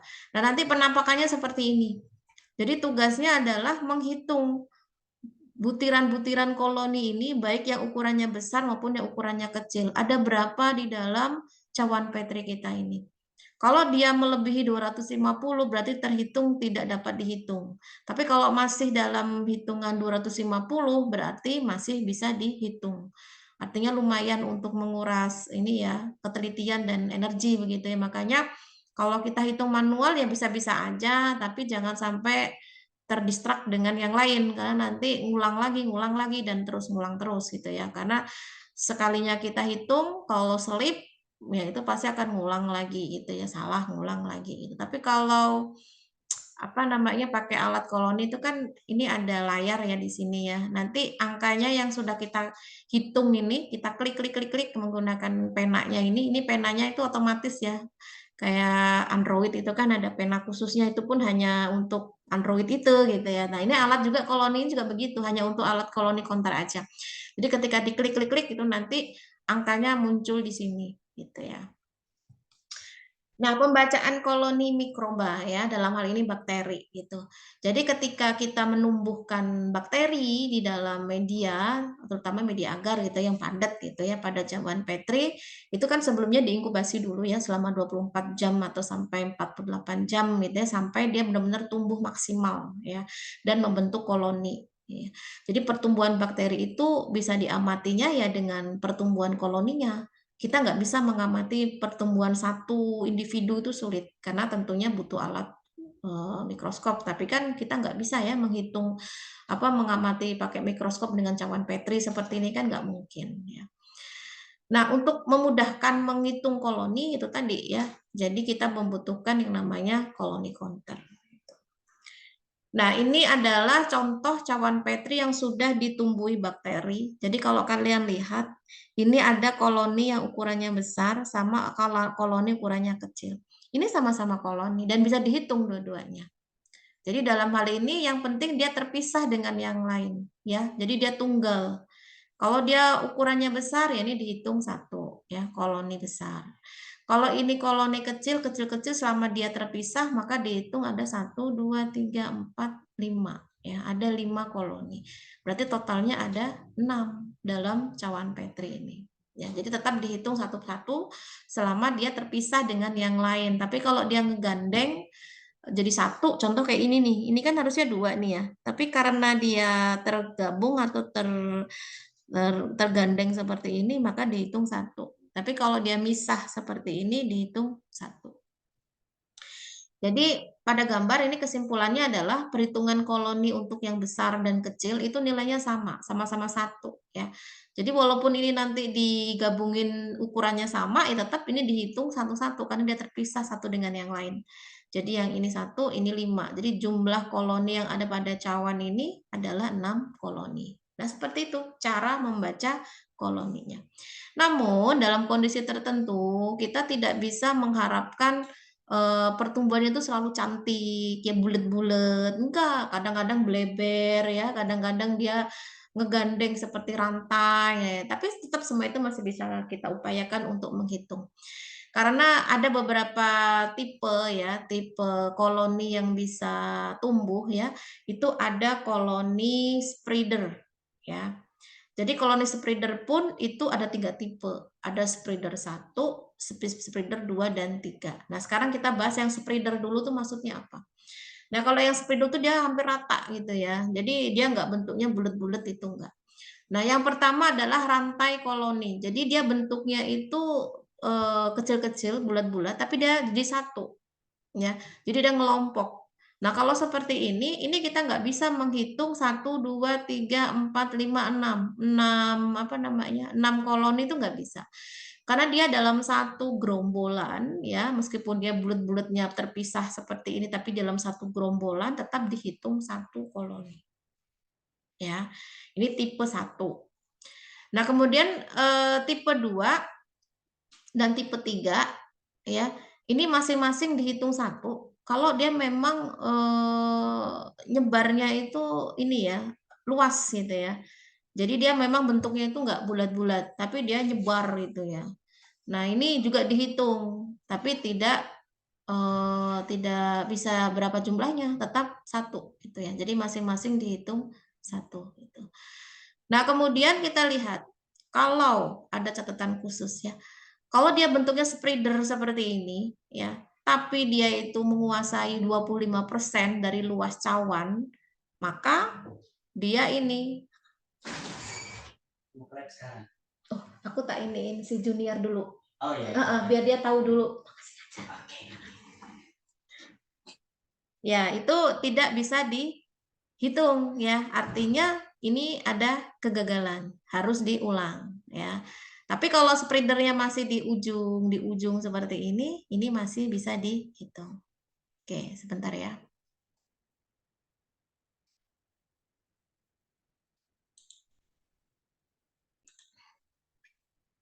Nah, jadi kalau dia bentuknya seperti ini, dia melebihi dari 25% ya, dari cawan Petri, berarti sudah tidak bisa dihitung. Artinya ya tidak bisa dihitung TBUD itu tadi ya, tidak ada angkanya. Tapi kalau masih seperti ini dihitung satu, ini dihitung satu ya, meskipun mungkin tidak dalam bentuk butiran-butiran kayak yang sebelumnya ya. Ini pun juga dihitung satu gitu ya. Kenapa? Karena dia bergerombol ya, bukan terpisah seperti pada slide sebelumnya yang seperti ini. Nah, ini dihitung masing-masing kalau seperti ini. Nah, sekarang kita mau menghitung menggunakan rumus ya. Nah, ini rumus ini yang nantinya akan kita atau kalian gunakan ya, sesuai dengan kasus hasilnya seperti apa. Ya. Jadi beberapa syarat ya, syarat untuk menghitung ALT. Jadi persyaratan jumlah koloni bakteri itu kisaran antara 25 sampai 250 koloni. Itu yang masih mampu kita hitung. Itu aja udah terlalu banyak ya, apalagi satu-satu kita ngitung. Tapi kalau lebih dari 250 ya berarti dianggap TBUD, terlalu banyak untuk dihitung. Nah, ada beberapa referensi itu menggunakan 20 sampai 300 koloni. Kalian jangan bingung ya, karena itu juga bisa digunakan. Jadi tergantung mana yang akan kita gunakan, 25 sampai 250 atau 20 sampai 300. Jadi kalau melebihi 300 ya berarti terhitung TBUD. Terlalu banyak untuk dihitung. Artinya ya nggak ada angkanya begitu ya. Nah, setelah jumlah koloni setiap cawan itu dihitung ya, baik itu yang simplo maupun yang duplo ya, yang pengenceran setiap pengenceran, kemudian replikasi satu dua-duanya, selanjutnya dihitung jumlah koloni pada kontrolnya. Nah, ini kontrolnya tadi juga dihitung. Jadi larutan pengencer yang digunakan sama media yang digunakan juga harus dihitung. Kalau semisal ternyata tumbuh koloni, ya kita hitung dulu koloni yang tumbuh seperti apa dan berapa jumlahnya. Kalau misalkan ditemukan pada kontrol itu ditemukan 2 koloni dalam cawannya itu, ya, maka ini sebetulnya masih bisa digunakan, ya. Kita konsekuensinya adalah jumlah koloninya nanti untuk hasil dari pengujian itu dikurangi 3. Jadi kalau semisal 250 koloni itu dikurangi 3, ya berarti 247 koloni. Karena ada apa namanya kontaminasi. Nah, tapi kalau kontaminasinya itu lebih dari 10 koloni berarti tidak bisa dilanjutkan. Tapi kalau masih di bawah 10, oke lah masih bisa diterima, tapi nanti jumlah akhirnya dikurangi 10. Tapi kalau lebih dari 10 berarti sudah tidak bisa dilanjutkan. Artinya pengujian harus diulang, berarti ada kesalahan dalam pembuatan media dan pengencernya, ya. Nah, sekarang kita ingin belajar menghitung jumlah koloni ya pada hasilnya. Jadi nanti kalian lihat pada tabelnya itu cawan yang dihitung itu jumlah koloninya satu kisaran antara 25 sampai 250. Ada kisaran angka itu. Ya. Ini kita siapkan tabelnya, sampelnya di sini saya kasih contoh adalah jamu gendong kunyit asam. Di sini ada simplo, ada duplo. Ya. Kalau simplo ini ternyata pada pengenceran 10 pangkat min 2 itu TBUD. Berarti lebih dari 250. Yang duplonya 245. Ya, artinya masih di bawah 250 ya. Kemudian untuk yang pengenceran 10 pangkat min 3, simplonya adalah 189. Sedangkan duplonya 138. Sedangkan 10 pangkat min 4 itu simplonya adalah 24, berarti kan dia kurang dari 24 ya. Kurang dari 25. Kemudian yang duplonya 20, berarti kurang dari 25. Ya. Nah, kita masukkan ke dalam rumusnya. Ya, kita pengen tahu nih koloninya berapa sih gitu ya dalam perhitungan ini. Kenapa ini saya warna merah-merah ini? Karena ini yang memenuhi perhitungan syarat menggunakan rumus ini ya. Di antara 25 sampai 250. Ini kan 189 masih di bawah 250 ya. Ini 138 masih di bawah 250, 245 masih di bawah 250. Artinya yang saya merah-merah ini yang kisaran di antara 25 sampai 250 berarti bisa menggunakan rumus ini. Ya, rumusnya adalah N ini adalah jumlah koloni produk. Di sini produknya adalah jamu gendong kunyit asam. Ya, sigma C per ya 1 dikali N1 ini dikalikan dulu plus 0,1 kali N2 ini dikalikan dulu. Setelah itu dijumlah baru dikali D. Nah, ini apa ini simbol-simbol ini ya? Sigma C ini adalah jumlah koloni pada semua cawan yang dihitung. Yang saya kasih tanda merah ini yang berarti di antara 25 sampai 250. Berarti kalau jumlah koloni berarti inilah yang dijumlahkan. 245 plus 189 plus 138. Ya, ini untuk nilai sigma C. Sudah ditulis di sini. Kemudian di bawahnya 1 dikali N1. N1 adalah jumlah cawan pada pengenceran pertama yang dihitung. Yang dapat dihitung kan 245 nih. ya yang saya merahin ini berada di pengenceran berapa? Ya, artinya dalam hal ini adalah pengenceran yang pertama. Ya. Nah, kemudian N2 jumlah cawan pada pengenceran yang kedua yang dihitung. Ada berapa jumlahnya? 1 dan 2 ya. Yang saya merahin ini ada 2. Berarti 0,1 dikali 2. Sedangkan kalau yang ini hanya ada 1. Paham ya? Kalau ada 2 ya dihitung 2. Ada 1 ya dihitung 1. Karena di sini pengenceran yang pertama hanya ada 1 yang bisa dihitung, berarti cuma 1. Sedangkan pengenceran yang keduanya ini ada 2, ya berarti dihitung 2. Ya, dikali 0,1. Nah, kemudian D ini apa? Pengenceran pertama yang dihitung. Ada nggak pengenceran pertama ini yang dihitung? Oh, ada, 245. Berarti yang dimasukkan 10 pangkat min 2. Bu, gimana kalau pengencerannya ternyata adanya di 10 pangkat min 3? Ya berarti 10 pangkat min 3. Tapi kalau 10 pangkat min 1 sudah ada gimana, Bu? Ya 10 pangkat min 1. Semua tergantung dari angka yang dihitung. Kalau masih dalam kisaran 25 sampai 250, berarti masih bisa dihitung. Ya. Lalu kita kalikan ya, jangan lupa perhitungan pengalihan seperti ini diutamakan yang dalam kurung ya, jangan asal labas aja. Tapi kalau untuk jumlahan ya tinggal jumlah aja ya, 245 ditambah 189, kemudian ditambah 138 itu ada 572 per 1 kali 1, 1 ditambah 0,1 kali 2, 0,2 dikali 10 pangkat min 2. Karena ini dalam tanda kurung, ini ditambah dulu ya. Berarti 572 dibagi hasil dari ini ya, ketemunya adalah 476,66. Karena ini 10 pangkat min 2 ya. Ini kan dalam kondisi pembagi ya. Kemudian kalau mau dikali berarti pangkatnya jadi positif ya, dikali 10 pangkat 2. Berarti hasilnya adalah 47.666 koloni pada sampel jamu gendong kunyit asam. Ya, nah ini adalah hasil dari perhitungan ALT-nya. Nah, nanti dilihat dari hasil praktikum kalian tadi di tabel yang sudah ditampilkan tadi, itu termasuk di antara 25 sampai 250 enggak? Kalau memang masuk berarti menggunakan rumus ini ya, memenuhi syarat.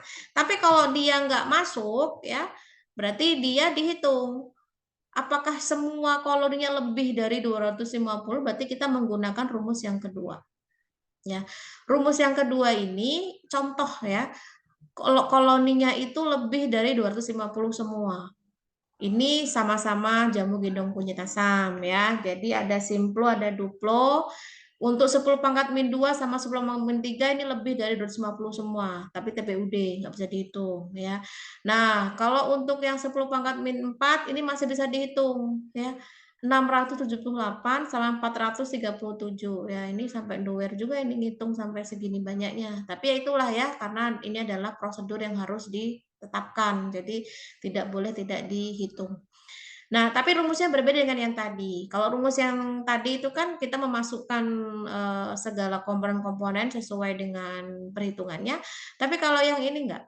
Kalau yang ini adalah rumusnya jumlah koloni dari pengenceran yang terakhir yang mendekati 250. Ini kan pengenceran pertama 2 dan 3 ya. 10 pangkat min 2, 10 pangkat min 3, 10 pangkat min 4. Nah, di sini pengenceran terakhir yang paling mendekati 250 kan yang ini ya. Ini kan enggak, ini terlalu besar. Yang paling mendekati adalah 437. Ya. 437 ini dikalikan dengan pengencerannya. Ini berada di pengenceran berapa? 10 pangkat min 4. Berarti 437 dikali 10 pangkat 4. Ya, jadi totalnya adalah berapa ini ya? 4.370.000 koloni yang ada pada sediaan jamu gendong kunyit asam. Karena apa? Jumlah koloninya lebih dari 250. Nah, nanti dibandingkan dengan standarnya ya. Kalau nggak sesuai berarti tidak layak untuk diedarkan. Nah, bagaimana kalau jumlah koloninya kurang dari 25 ya? Kita ambil contoh juga di sini sampelnya ini ya. Pengenceran 10 pangkat min 2, 10 pangkat min 3, 10 pangkat min 4 ya, ternyata tidak ada satupun koloni yang lebih dari 25. Ini 24, ini 23, ya, ini 17, ini 12, ini 5, ini 7. Gimana cara menghitungnya? Nggak bisa pakai rumus yang pertama, nggak bisa pakai rumus yang kedua, kita bisa pakai rumus yang ketiga, yaitu untuk khusus koloni yang kurang dari 25. Ini gampang banget. Nggak usah dilihat angka-angkanya, rumusnya ini saja dikalikan 10 pangkat min 2, yang dia itu mendekati dengan angka 25. Yang mendekati angka 25 kan di sini ya 24.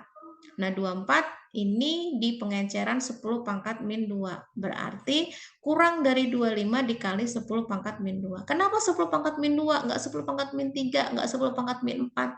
Ya, karena angka yang paling mendekati ada di 10 pangkat min 2, yaitu 24. Ya, kalau angkanya ada di 10 pangkat min 3, ya 10 pangkat min 3. Kalau angkanya ada di 10 pangkat min 4, ya 10 pangkat min 4. Ini tergantung angka yang mendekati dengan 25 itu ada di 10 pangkat min 2. Berarti kurang dari 25 kali 10 pangkat min 2, atau kurang dari 2.500 koloni per gram. Ya.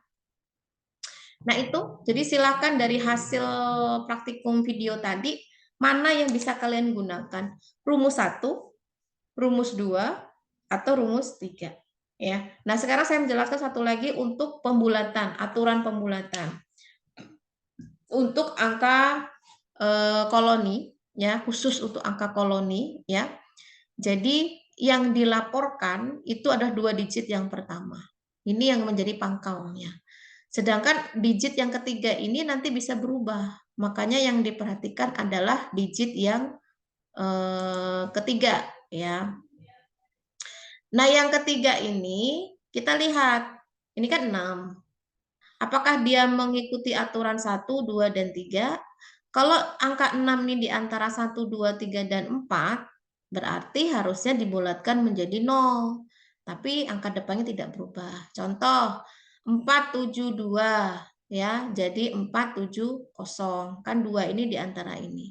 Tapi kalau 476, ini kan di antara 6, 7, 8, 9. Dibulatkannya itu ditambah 1 angka depannya, tetapi 6-nya jadi 0. Berarti 48.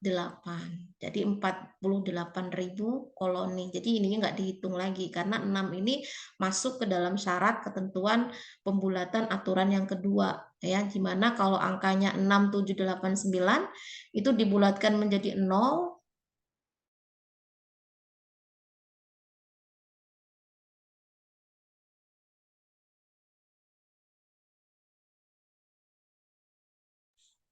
Oke, saya lanjut lagi.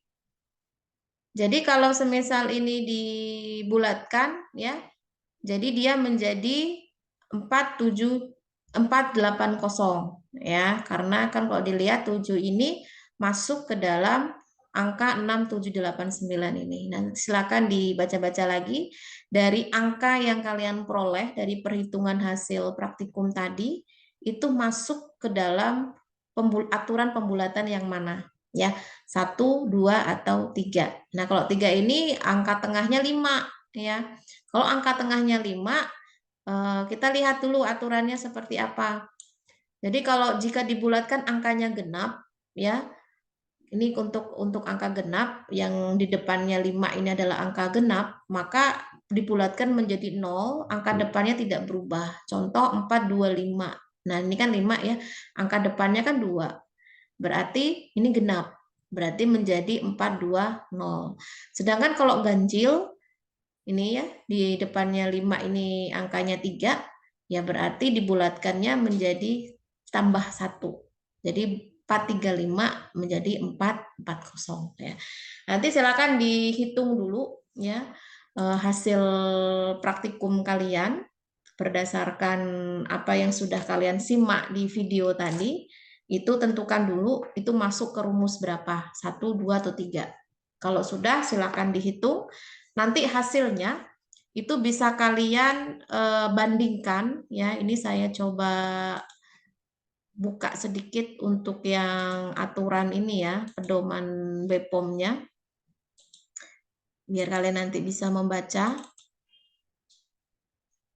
Nah, filenya itu nanti akan saya kirimkan, ya. Nanti kalian lihat atau kalian baca-baca dulu dari awal sampai akhir. Ini ketetapan yang sudah dikeluarkan oleh BPOM ya. Ini adalah peraturannya di halaman berapa ini? 33 ya. Itu silakan dibaca dulu ya biar tidak bingung. Nah, nanti di bagian terakhir ada tabel-tabel ya, tabel-tabel di mana setiap bahan pangan itu standarnya berapa. Nah, nanti di tabel itu akan ada keterangan M kecil sama M besar. Ini juga ada di sini sebagai panduannya, kalian baca dulu ya. Jadi di tabel itu nanti ya ada istilah M kecil dan M besar.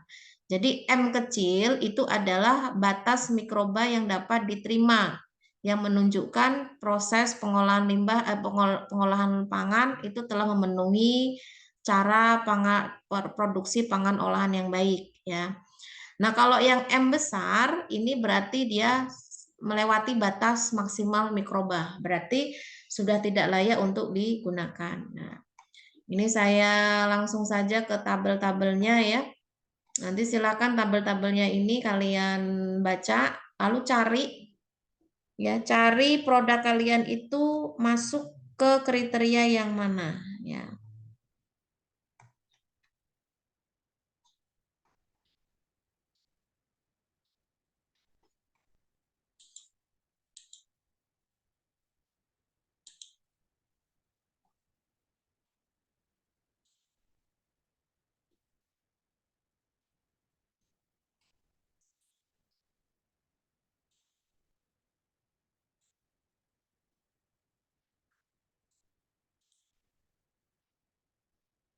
Nah, ini ya, ini saya ambil contoh, misalkan produk apa ini?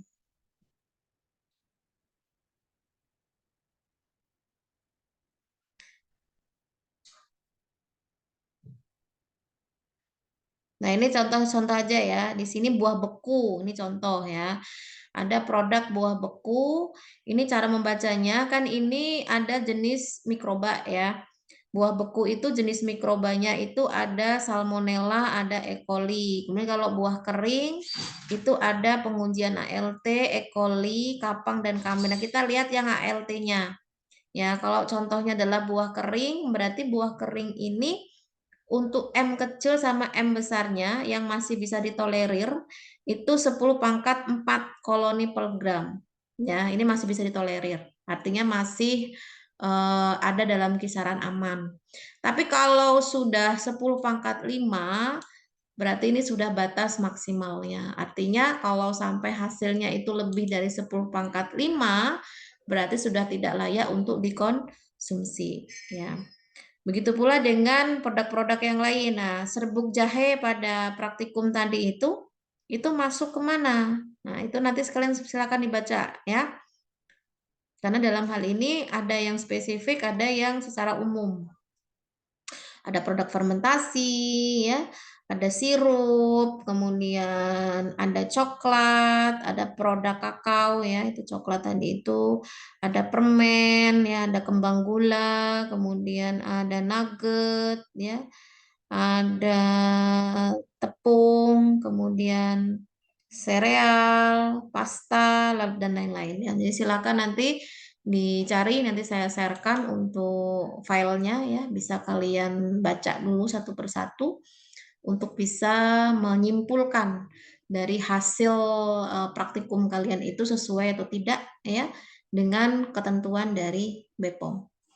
Oke, sampai sini ada yang ingin ditanyakan dan mungkin saya mengingatkan bagi yang belum mengumpulkan laporan segera ya. Artinya kalau ada ya, ini belum saya cek lagi itu. Nanti kalau dari ketentuannya ternyata melebihi batas waktu yang ditentukan, ya berarti harus mengikuti konsekuensinya untuk hasil nilainya. Oke, sampai sini ada yang ditanyakan? Silakan.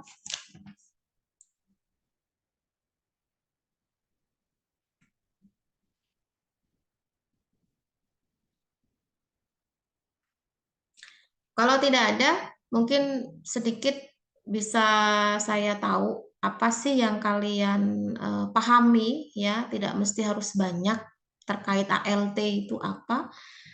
Silakan satu persatu dari mahasiswa bisa menjelaskan ya, apa sih yang kalian peroleh dari penjelasan yang sudah saya lakukan tadi, kurang lebih selama 1,5 jam.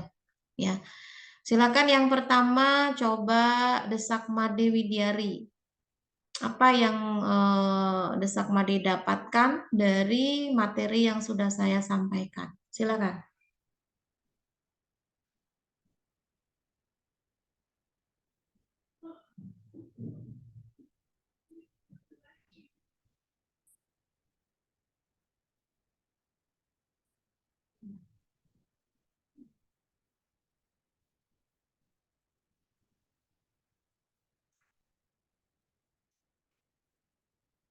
Silakan Desak Made ada?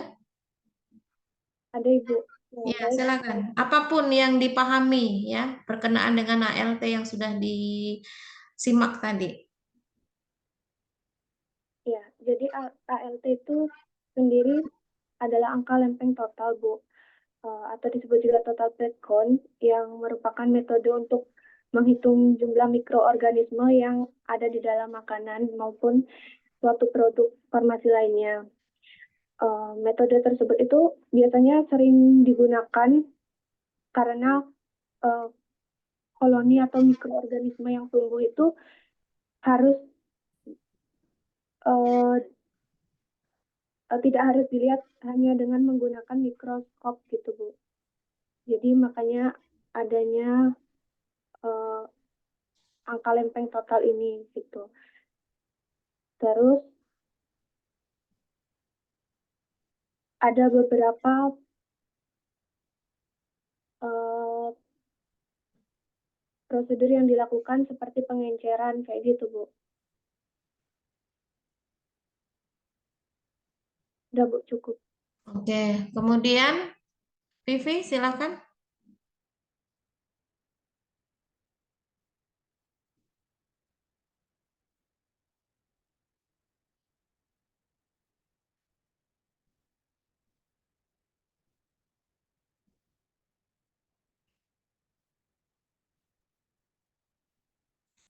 Bisa, Vivi?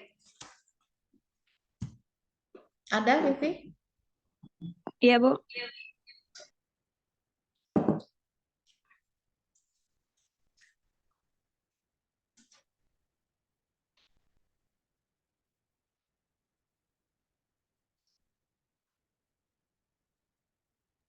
Untuk sampel yang kita gunain,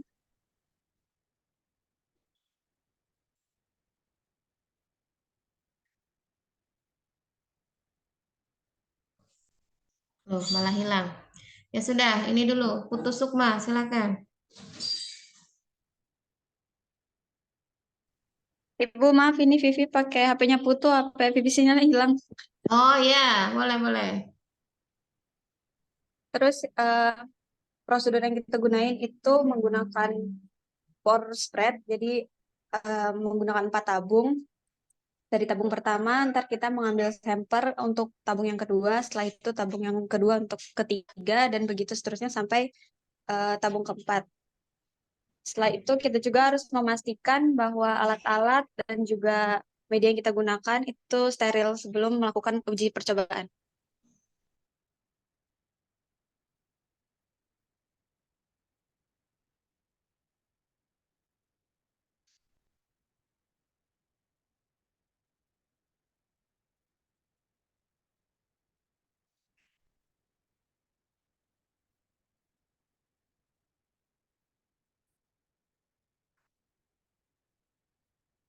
Oke, cukup. Kemudian Putus Sukma, silakan.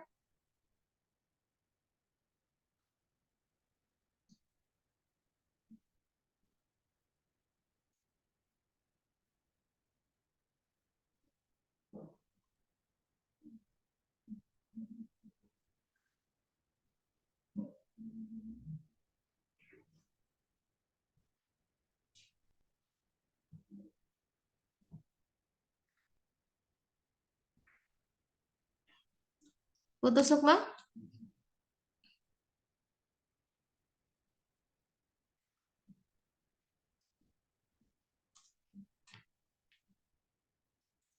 Teresia, silakan Teresia.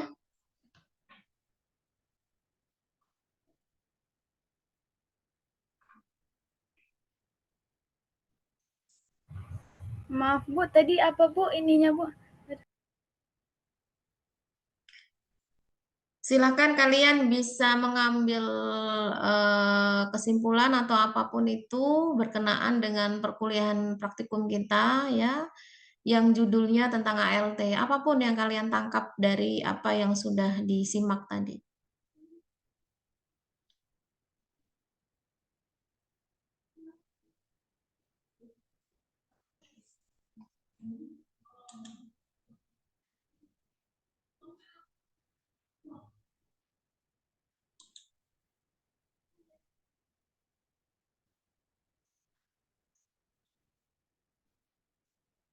Silakan yang belum. Teresia, kemudian Putu Sukma.